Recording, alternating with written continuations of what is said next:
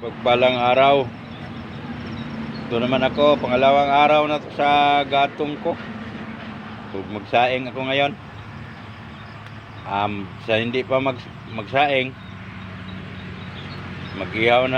mag-ihaw siguro ako ng ito. Tawag na isda na dayang-dayang. Ihawin ko pag maano na to, ang apoy. Yung apoy diba? Ang mga gatong ko, simple lang. Walang kahirap-hirap. Kung maligayang pagdating dito sa kong channel, mag-subscribe naman po. Kahit hindi naman ito ang vlog ko. Ito lang, napakasimple lang. Ang gatong ko, pangalawang araw na. Ito pang forma nila.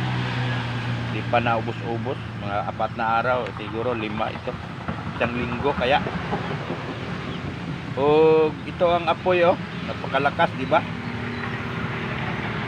Ang pang-ihaw ko naka-ready na.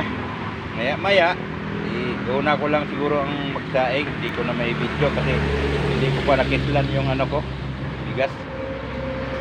So ito lang muna ang tingnan natin ang apoy malakas.